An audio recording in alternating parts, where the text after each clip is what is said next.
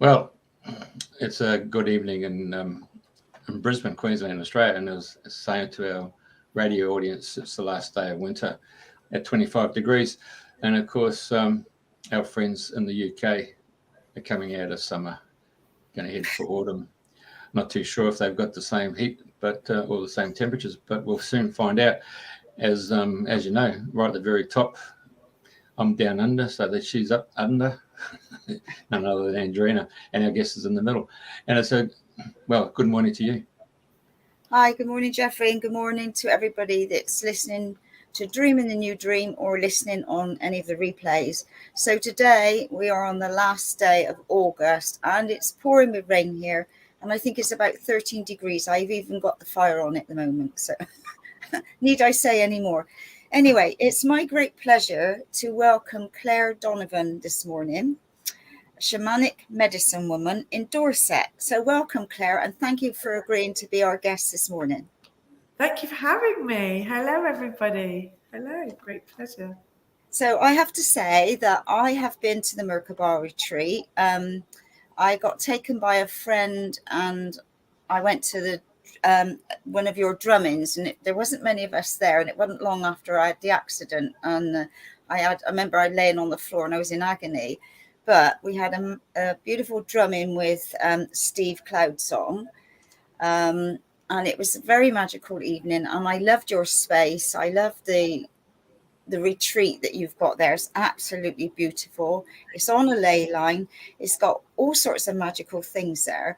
So what I would like to know, and I'm going to jump in straight away, how did you find it? How did you and Matt find the Merkabah, and how did it all really start?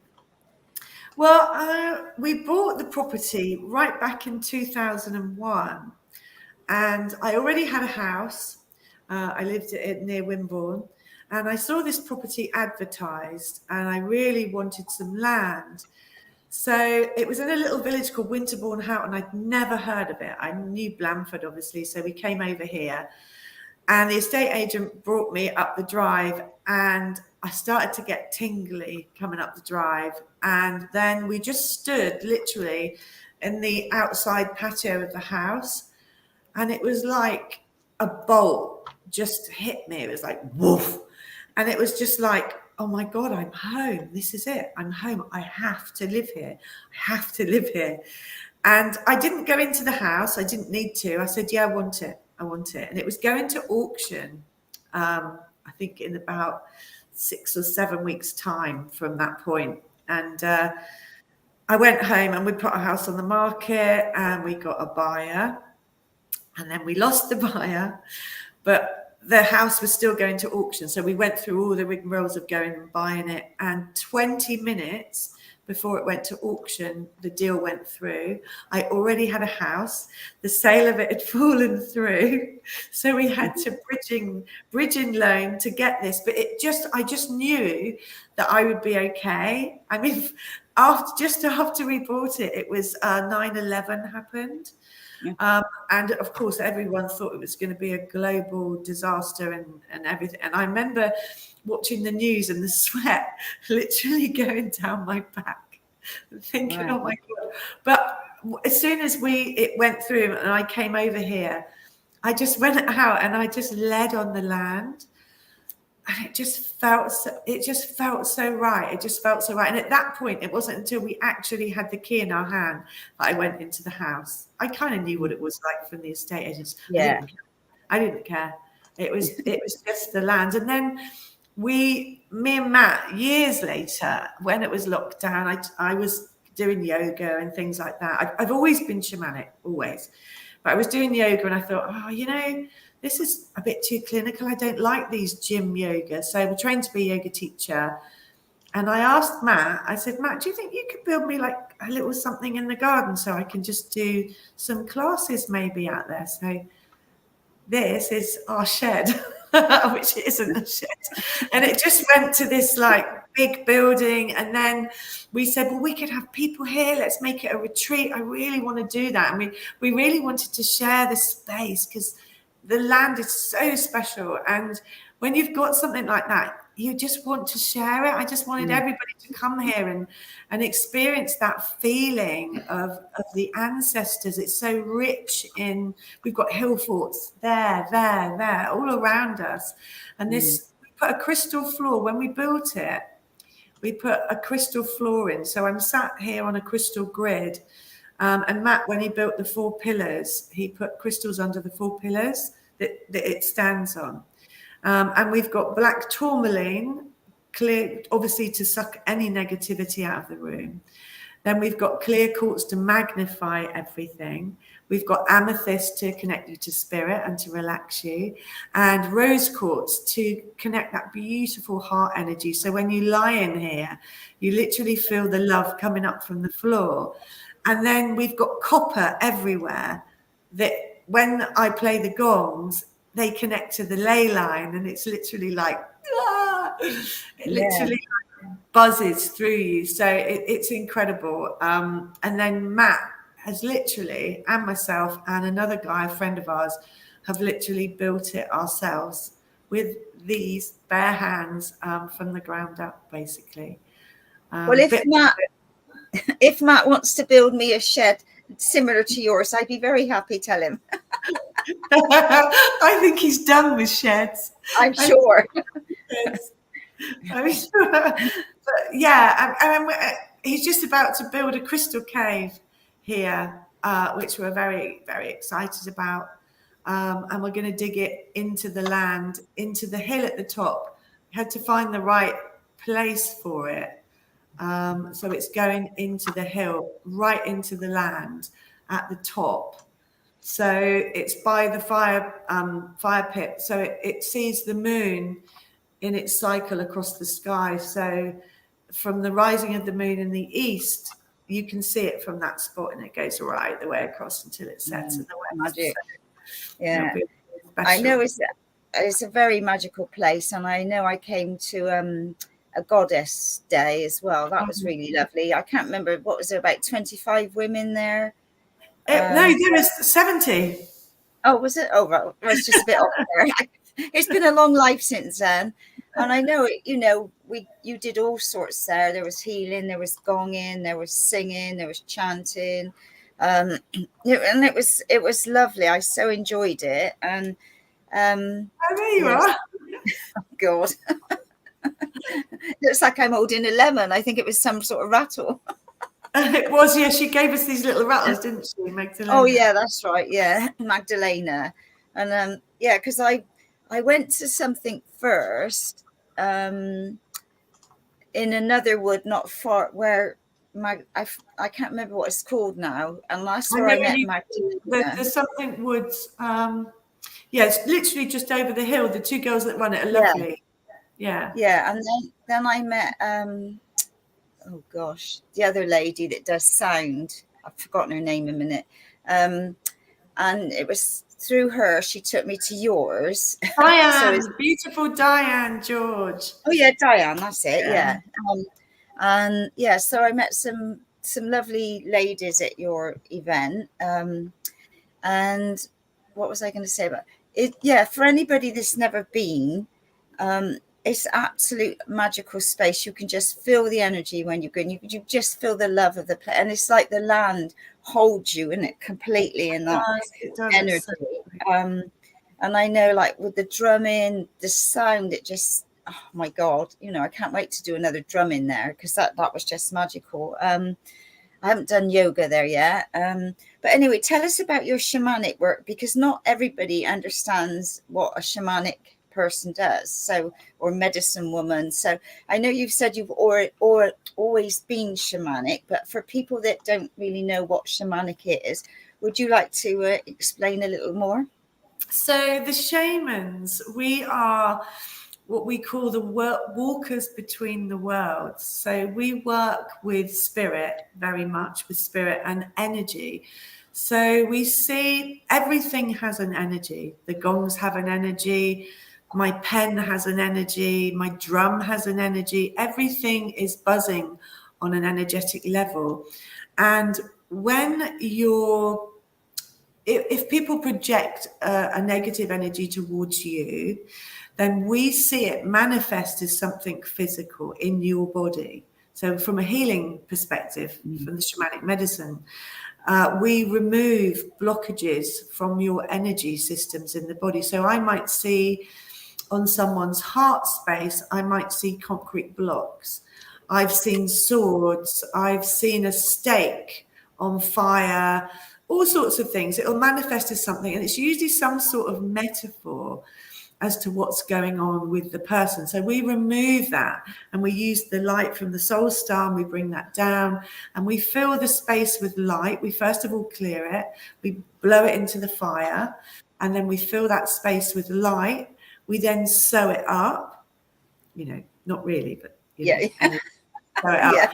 And we bring the light down, and we smooth the space, and we seal that space so nothing else can get into that space. So that's what we call an energetic healing.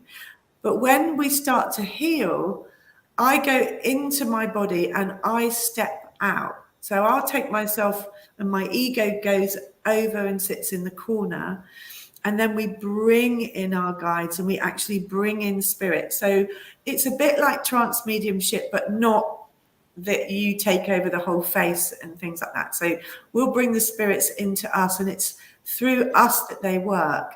So it's not me, Claire, I'm sat in the corner.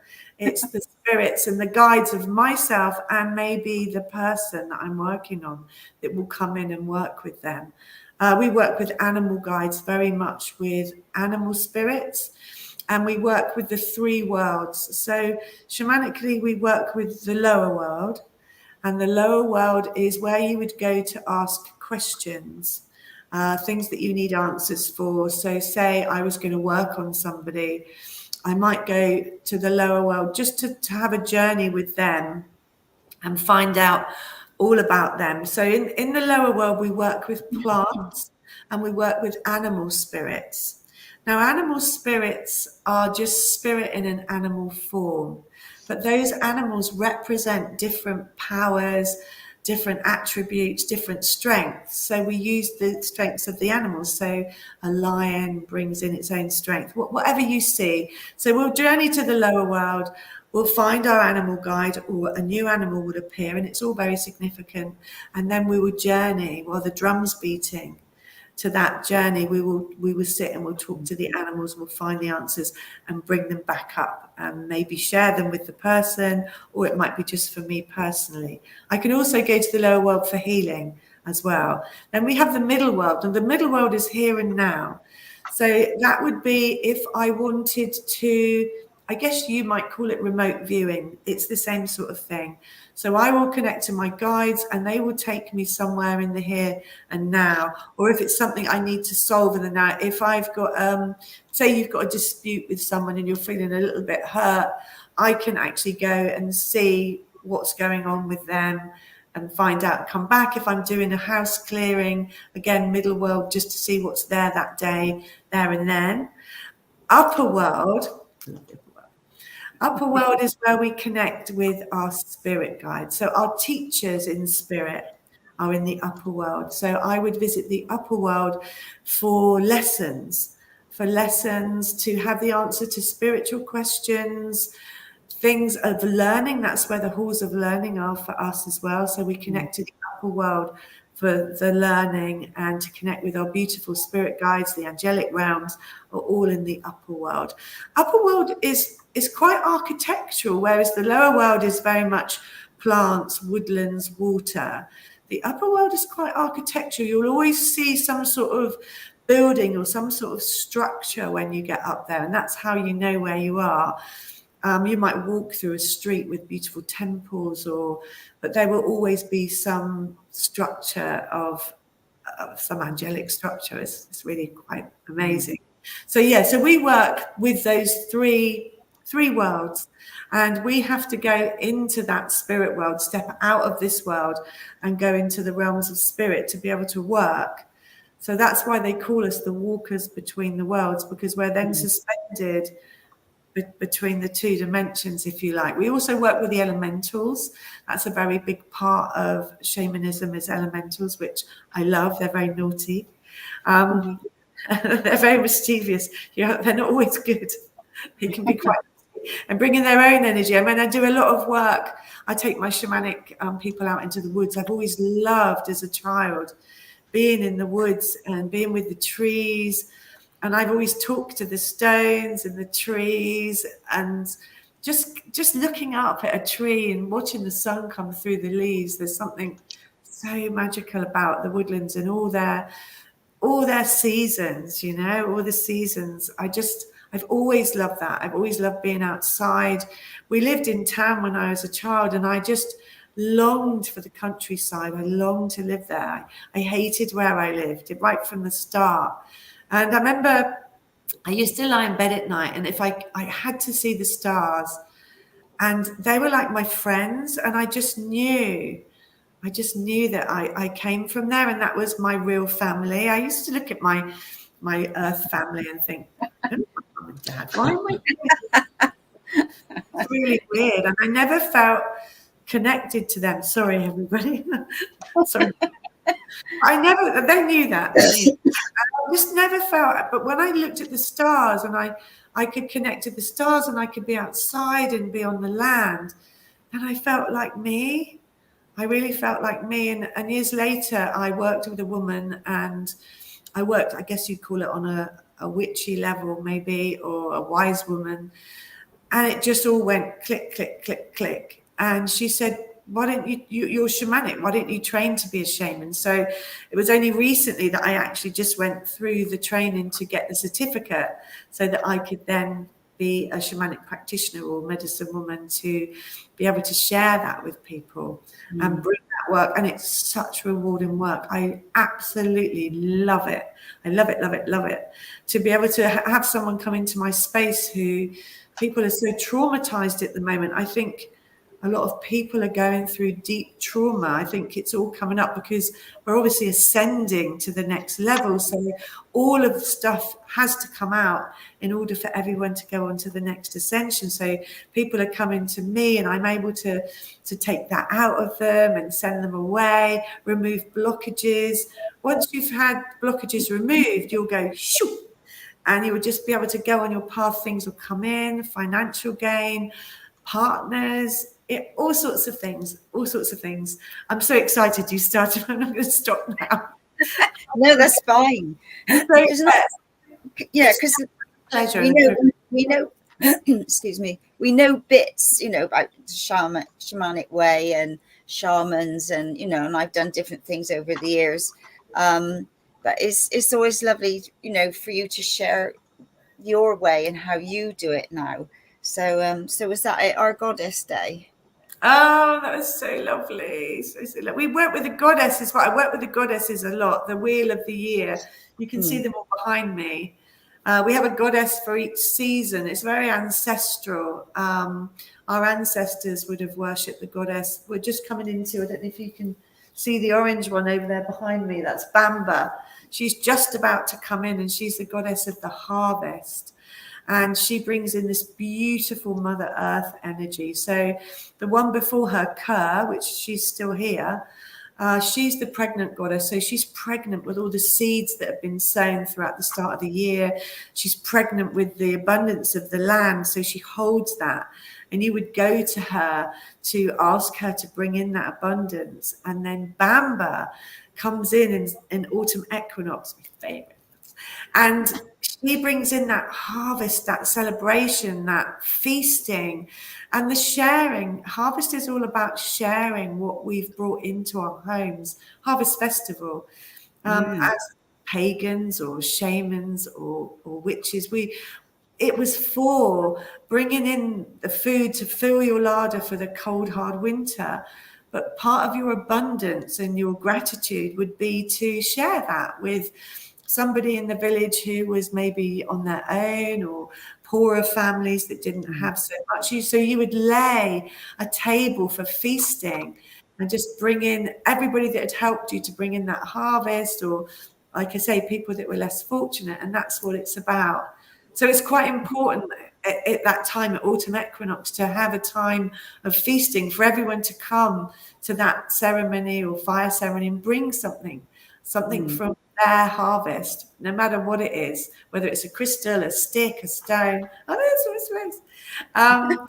And yeah, and to celebrate together for that abundance and to give gratitude. It's a very much a time of lighting fires on the hills. They would have lit fires to celebrate that time. Yeah, very special, very special. So I know, because you've got accommodation linked to the retreat as well, haven't you?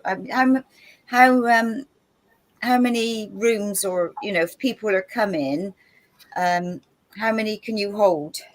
So we've got 2 houses. We've got Downview Farm, which is the main farmhouse, and that has 6 bedrooms, and that can sleep 11 people if people share rooms. They've got ensuite bathrooms. We've got a big dining room, a big lounge, a conservatory, a kitchen where the catering staff will do your cooking. We've got caterers that we can recommend.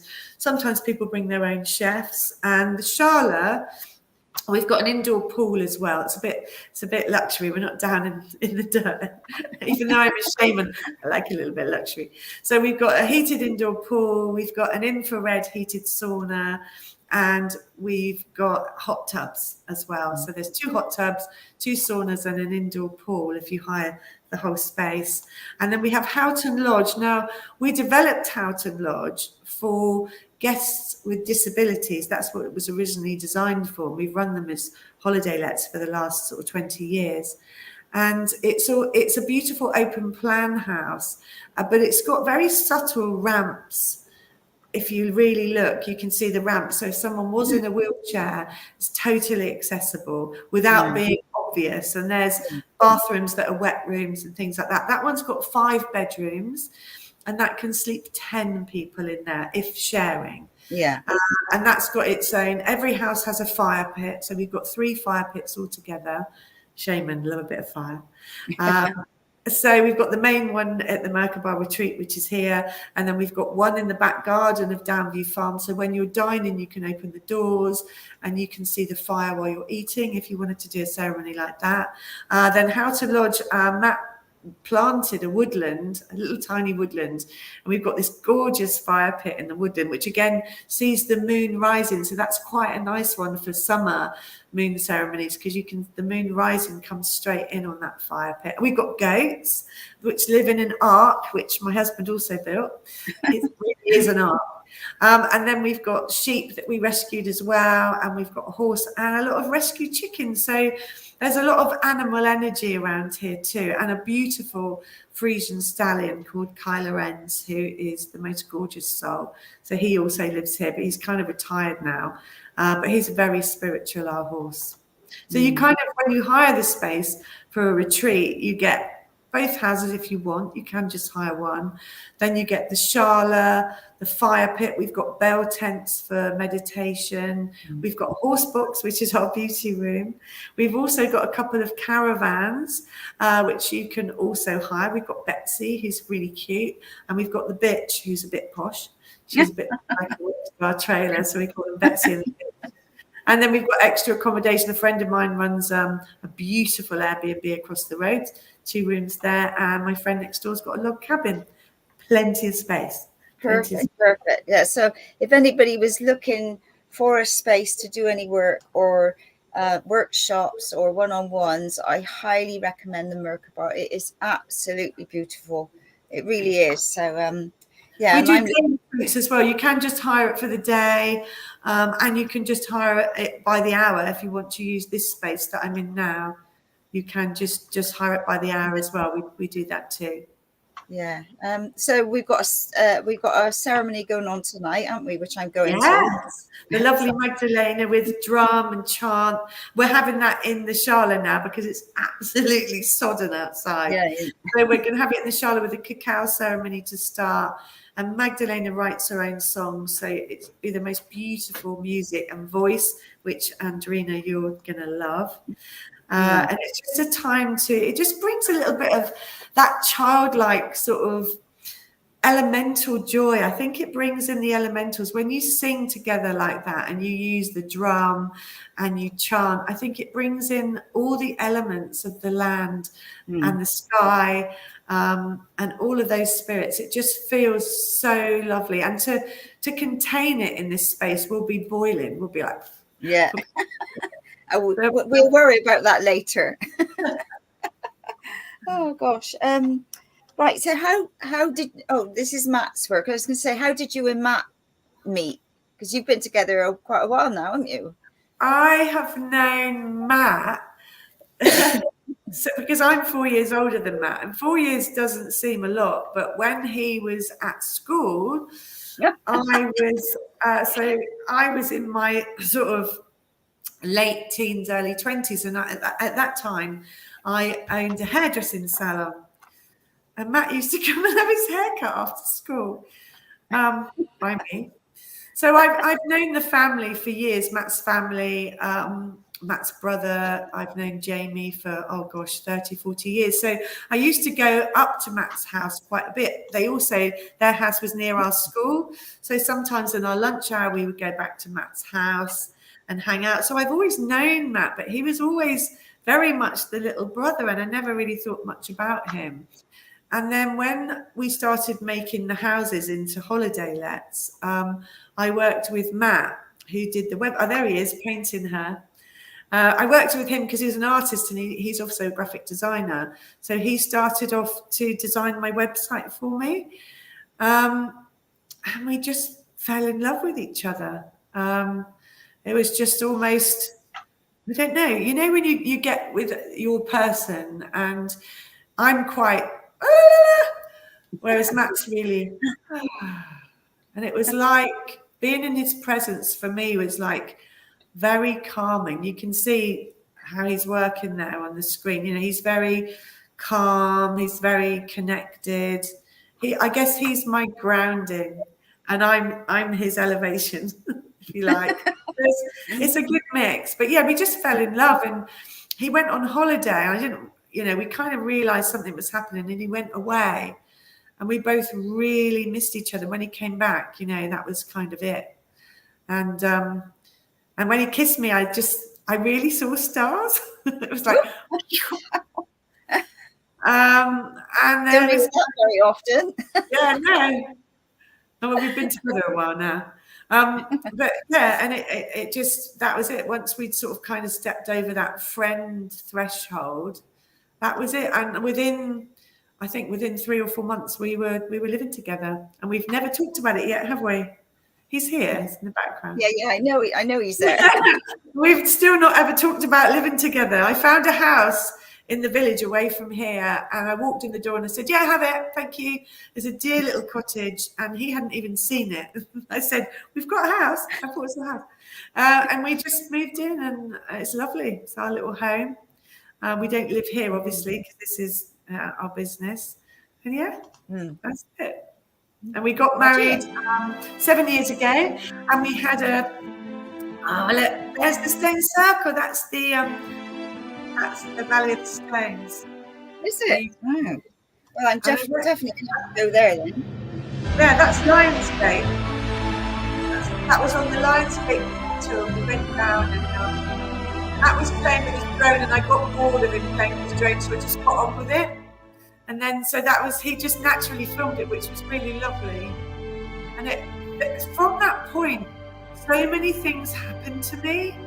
So many different things came in. I now see colours around people. I did a workshop just after that. It was a yoga workshop, actually, which I do, but it wasn't mine. And I kept looking around the room, colours around people. I kept looking again, and yeah, I can see colours around people's heads and things now, and know how they're feeling, but only since then. So it's a truly magical place. I think when you work with the ancestors and you give gratitude, which is what I'm doing there, I'm clearing the space of any energies which might have been brought in, and you give thanks and you leave them offerings, they will give you back so much as well. You'll get so many gifts, spiritual gifts, from going out onto the land and just giving it some offerings and saying thank you, really.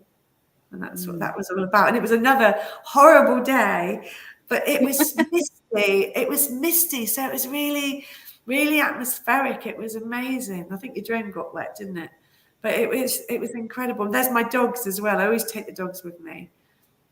They came too, but oh yeah, it's really, really special place. You really must go. The sea is literally just over the top of that hill, so you've got all the elements in that one place. It's amazing. It's so gorgeous. Another thing on my to-do list. Keeps growing and growing. Nobody knows how the stones got there because they're nowhere else around or any stones. It's just in this valley, and if you look from above, you can see lots of different like smaller circles, structures, yeah. And then above that, on the hill a little bit further up, is another big circle. So yeah, I haven't really worked out how it all got there, but it literally is a valley from the top of the hill, which goes down from the sea. It goes right the way down to the road, up the main road to Bridport.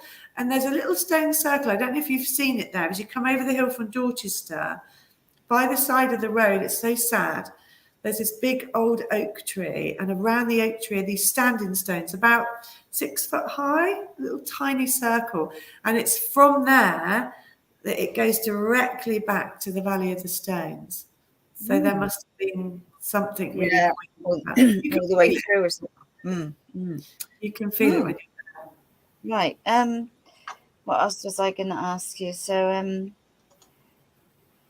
yeah, so obviously you're very busy with people booking it and the different workshops you do and your yoga. So what things have you got coming up next? Oh, goodness. September is very exciting. We've got some residential retreats coming up in September. People are booking. I've got a wonderful, with a friend of mine, a menopause retreat, which is all about shamanic, all about the menopause, all about bringing in a holistic approach to the menopause. I mean, so many women are suffering. So it's about a little bit about yoga, breathing techniques, meditation to help. That's in the morning, nutritional advice, yoga class. And then in the afternoon, we're taking the shamanic approach. I'm giving a womb blessing, which is going to connect people to their inner self. Obviously, for the feminine, the womb is really important. Whether you've got one or not, it doesn't matter. It's still the space. We're going to do a shamanic journey. We're having a cacao ceremony to connect to the heart. And then we're going to finish off with a shamanic gong bath. So the morning is learning, exploring, talking, sharing, and the afternoon is going to be shamanic and just a really lovely, nurturing space to give the women a really sense of relaxation when they leave. So that's the 16th of September. And then on the 30th and the 1st of October, I have 2 workshops. One is a goddess workshop on the Saturday, and on the Sunday is a whole day shamanic workshop. So that's the 2 in September as well. And then October the 27th, I have my own residential retreat, which is called the Shamanic Journey. And that's all about teaching people how to journey, how to take their own journeys, how to explore the shamanic journey. Also, that time of year is Samhain or Halloween. And that's the time when the veil between the two worlds are at their thinnest. So the connection to spirit is really poignant.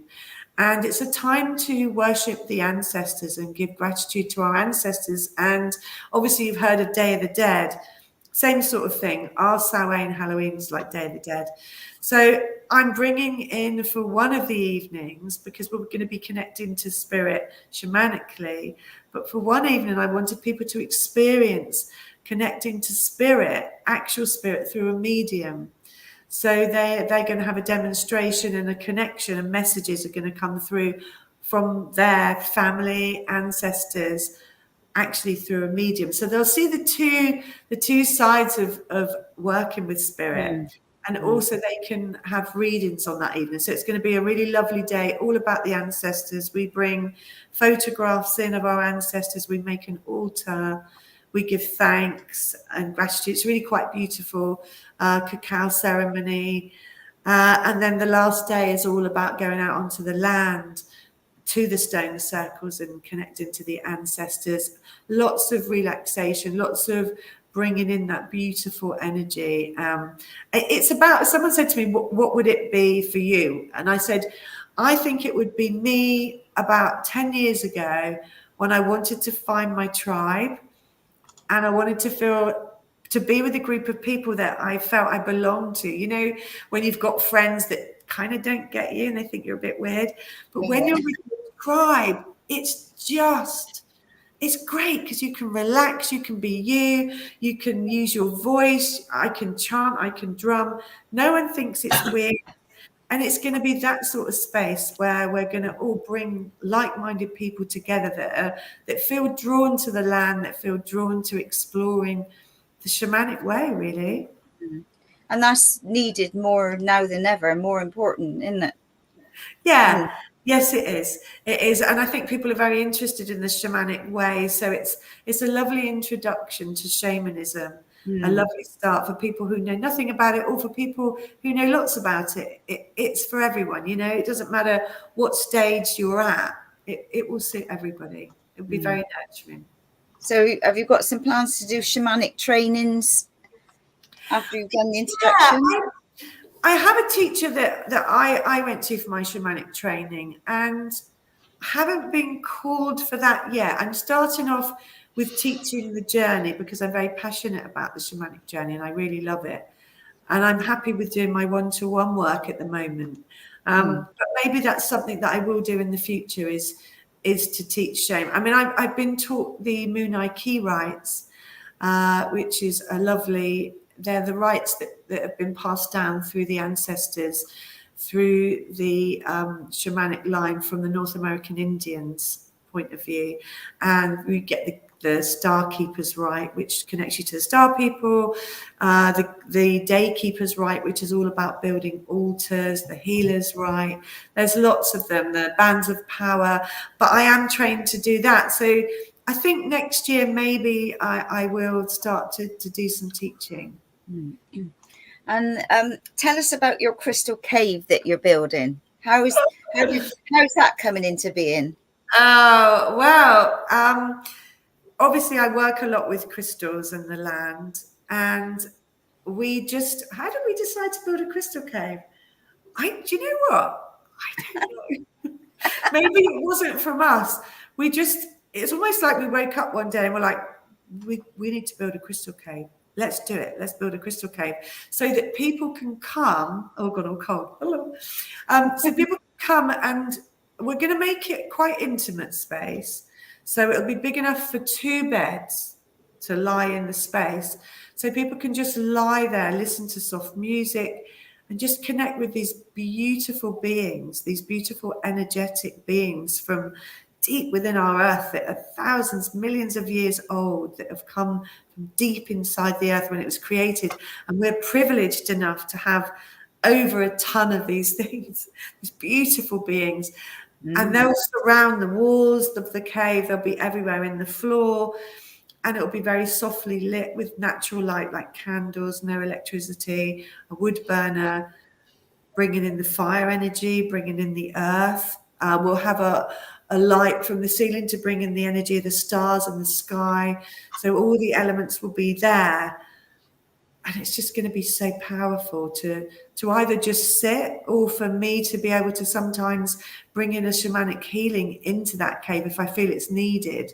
We had them out on the drive the other day. Matt brought them home, and I was surrounded by all these beautiful beings of crystal, and it honestly, right to the tips of my fingers, it was like, whoa!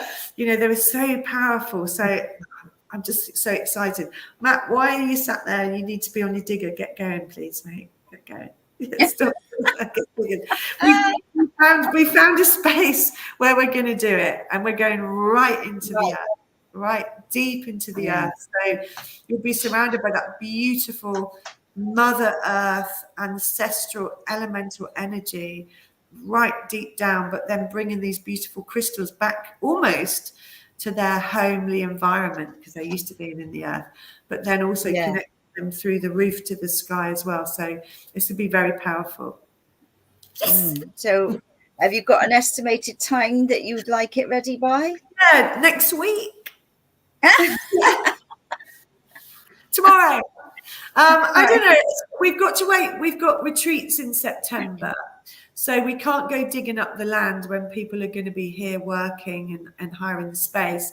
So I think from the sort of end of September, Matt's itching to get going. He tried to change the position of it yesterday so he could get his digger out.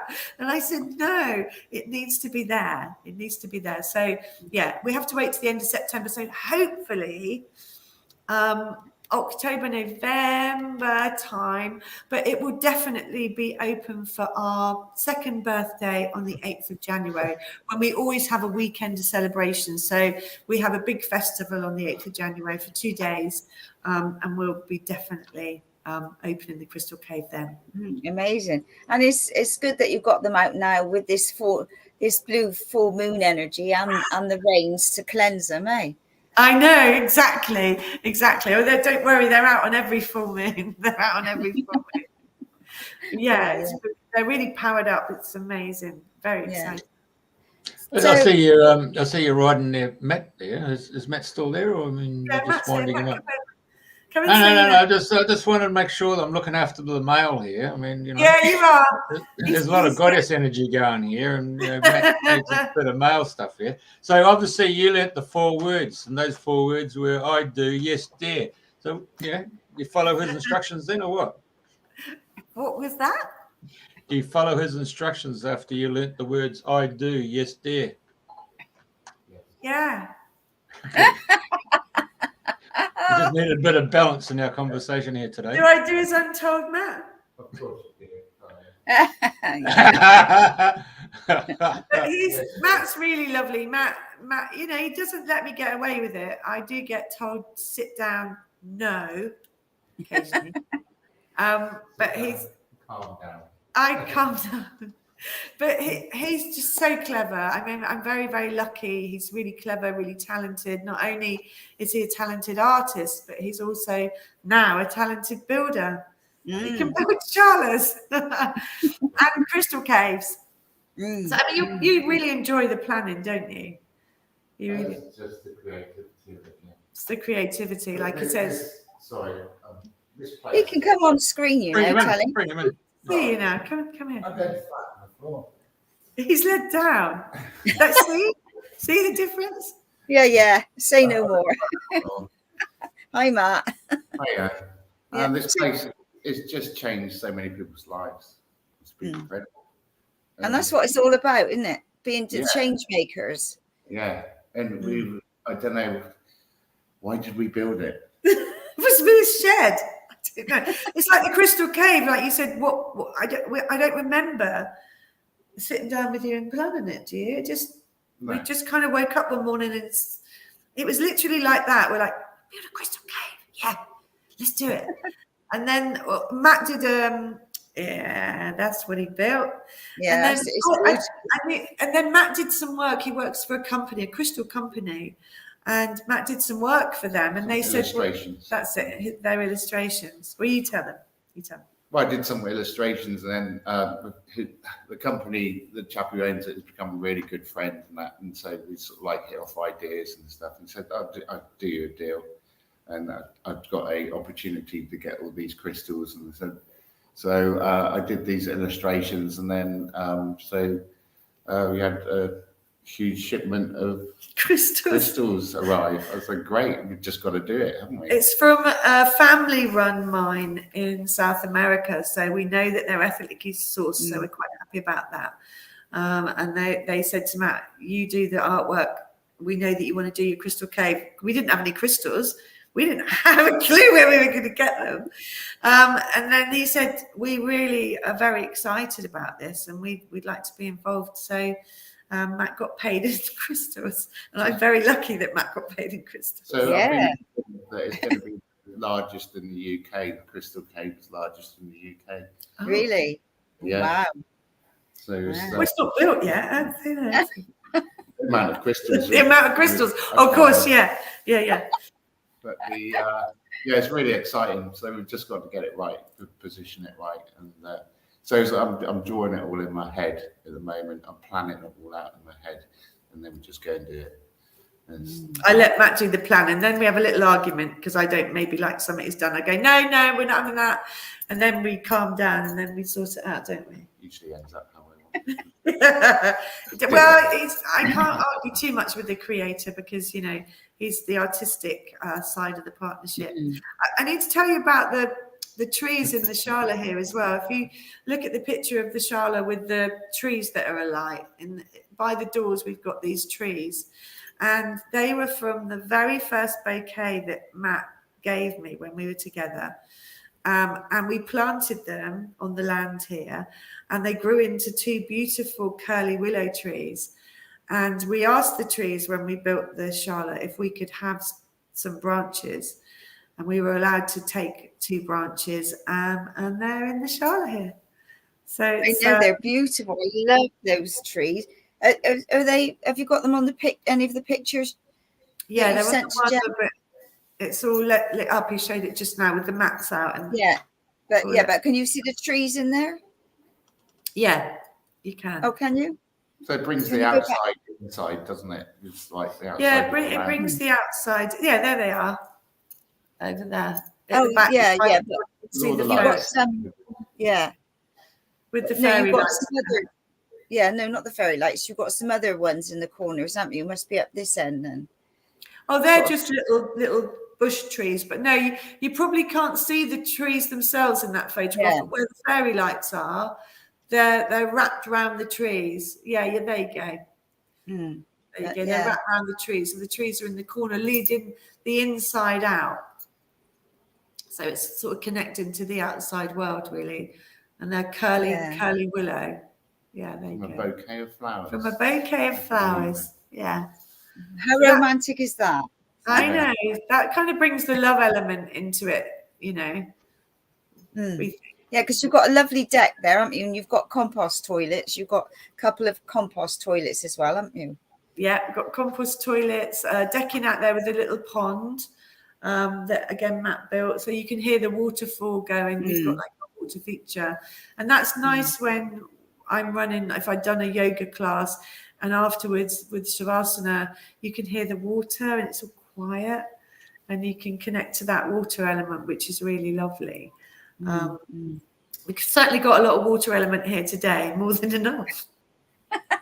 Yeah, I'll be coming by boat tonight. Yeah, I know. Hopefully it'll clear up, but not look very hopeful. Yeah. So, you're going to give us a don or what? On the gongs? Of course. Would you like me to? Of course.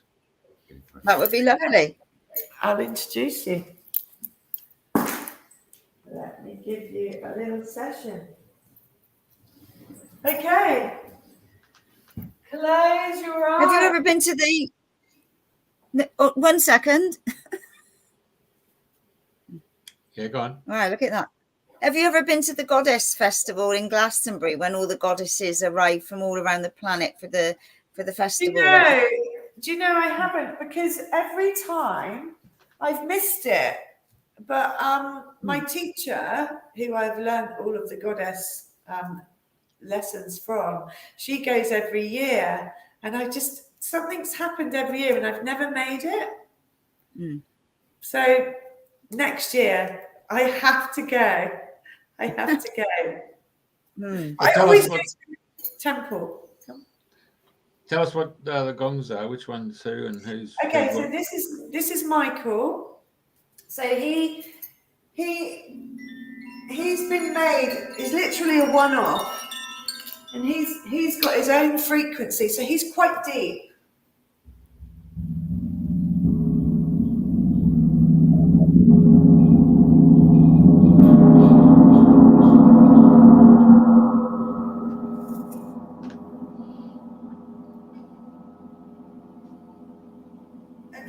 He connects to the throat chakra. So quite often when people come into a gong bath, they're like, and they're really embarrassed about coughing. So now I say to people when they come in, look, if you feel you want to cough, I'll be thrilled to bits, because it means that the gong's working and it's opening the throat chakra. People last night, 3 of them afterwards were like, I keep wanting to go, but it will remove any blockages in the throat chakra. So he's quite deep, but he's one on his own. Then down here we've got Pearl. Pearl's a singer, which is why I call her Pearl. So she was given to me by a lovely lady through a friend of mine. All my gongs have come to me. I've not gone out and bought one, except for Chow Hung over there. But I went and met her in a car park, this lady. I didn't even play it. I bummed it in the back of my car. And she'd literally been in a cardboard box for 7 years in this lady's house, and she'd never used her. And gongs, yeah, I know, I felt really sorry for her. And gongs need to be played a little bit to get tuned in. But she's fully working now. You ready? Come on, Pearl.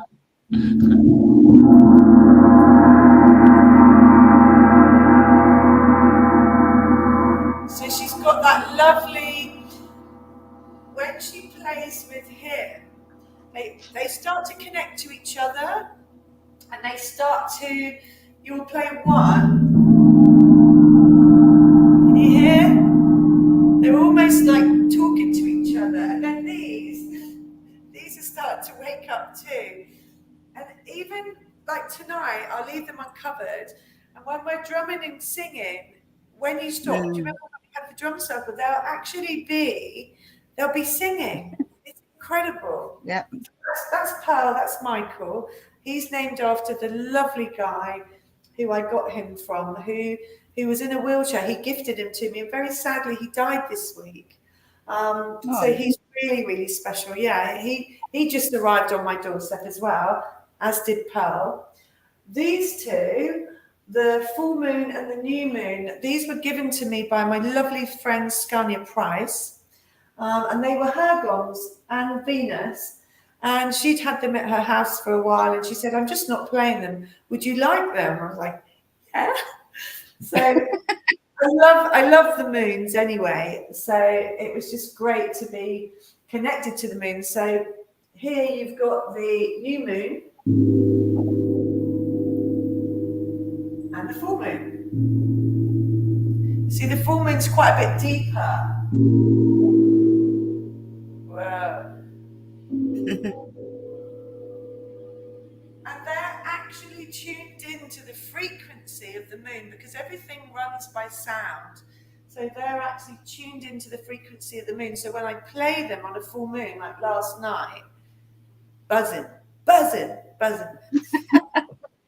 Down here we've got Venus.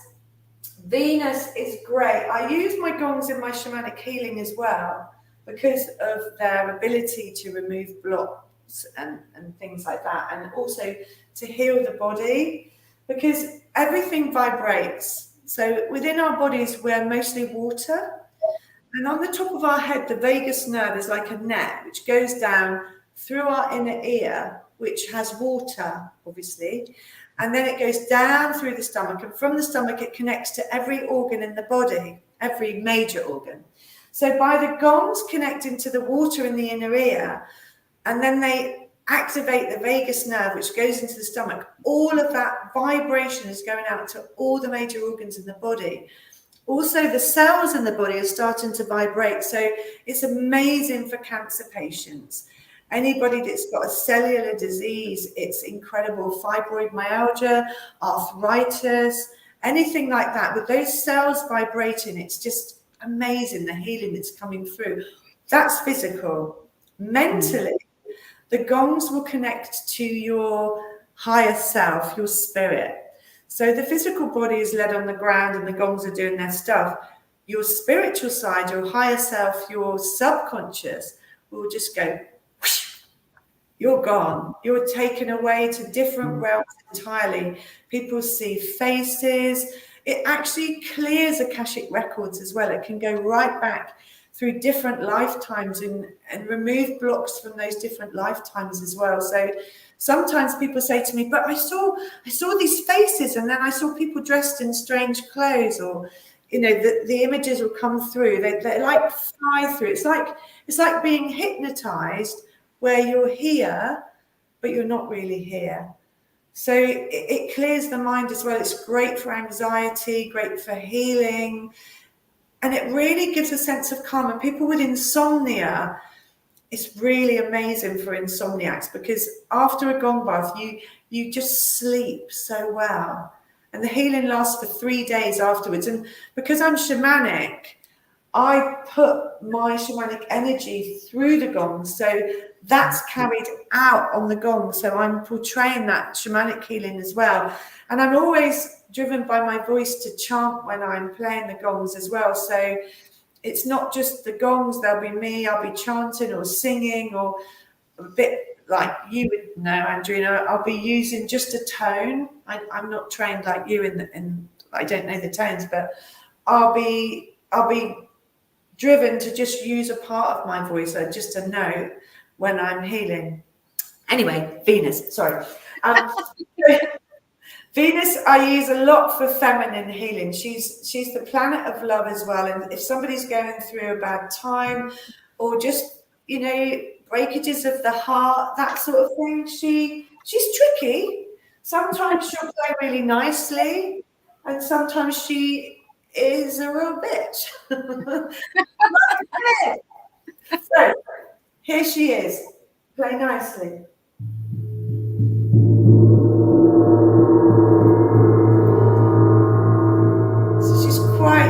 She's quite high pitched. That was quite nice today. She's played nicely for you.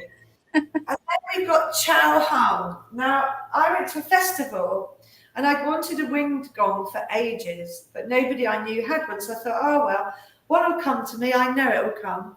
And I went to this festival, and it was a tiny festival at Gaunt's. Do you know the one, Andrena? Yeah. And there was just about 4 or 5 stalls lined up selling things, and I just saw him, and I'm like, oh my God, it's a wind gong, it's a wind gong. So I went and I played him, and the guy, I was doing a gong bath there for people, and the guy said, do you want to take him and play him in your gong bath? And I said, oh, that's like giving someone a puppy. You're never getting that back, are you? And he did. And he did. So he connects you to the elements, very much so. And sometimes it's like hearing 1,000 voices in a gong. Really? And sometimes it's like being in a thunderstorm. Listen.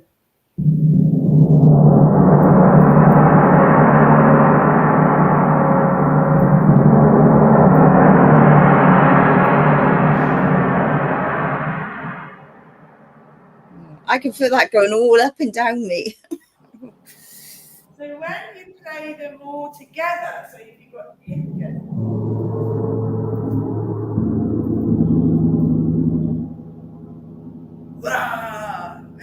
Magic. So just imagine that for like an hour, which is about, you play the gongs for about 45 minutes. And then after that, it's about 15 minutes where I use a lot of sounds. I use my rain stick. I use my Tibetan singing bowls to sort of bring people just very gradually back into the room, because where they've been so removed from their body, you have to very slowly bring that back. And then we usually finish with a chant, because I find that chanting is very grounding. So if you make people use their voice and you get that buzz going in the body with their own vibration, they then tune into their body again by feeling that vibration of the song through their body. So it's an hour, maybe a little bit more. I take them into a meditation before. Sometimes I'll do a shamanic journey, and I'll take them into the shamanic journey, whichever world we go to, and then I'll leave them there, and then I'll play the gongs, and then I'll bring them back out of the journey with my drums. So they've had a whole experience. So while they're in the shamanic journey, they're hearing the gongs. It's really powerful, really. It's a different experience, the shamanic journey gong bath, but I love it. Legit. Yeah, no, I love my gong as well. So yeah, so oh right. So well, we're coming near to the end. So is there anything else you'd like to share or any words of wisdom before we finish up? I did write a few notes here. Here's me put my glasses on. Just to say, yeah, I've done the day retreats. My shamanic healing is done here. I also have a yurt at the top of the land, which I use for shamanic healing as well. It depends what I'm doing, whether I need the gongs. If I need the gongs, it's in this room. But that can be booked by our website. And I like to speak to you beforehand. And then I set out a crystal grid. I'm just intuitively driven to set out a crystal grid for my client. And then when you come, you lie in the middle of that on the bed. And the grid that I've set up is always poignant when I get the person in my space. It makes sense at the end, if you like, why I pick certain crystals and why we've used them. I also do, as you know, gong baths and cacao ceremonies and goddess ceremonies. All sorts go on here. I just say to people, keep looking at our website and to see all the things that we've got going on here, because there's an awful lot. Summertime, like August, is a quiet time because people are on holiday, so there's not been much going on in August. But from September now and for the winter, there'll be all sorts happening. And I'll do another residential retreat in January and one for summer solstice next year I've got planned as well, which will be really nice. Just keep your eye on the website, really. Yeah, fabulous. Well, I'm looking forward to having a session with you so I can experience all these magical things. So, yeah. I really look forward to working with your energy. It was so lovely to talk to you yesterday. And like I said to you yesterday, because you're spiritual as well, it was a real flow going back and forward. So it's going to be very exciting. I'm looking forward to that. Okay. Well, anything you want to say, Jeff, to finish off? No. Okay. Well, thank you once again, and thank you to Matt as well. And enjoy the rest of the day, and I'll see you this evening. Thank you for having me. Thank you very much. Our pleasure. See you tonight. Bye. Okay. And thank you, everybody. Tune in to same time, same place next week.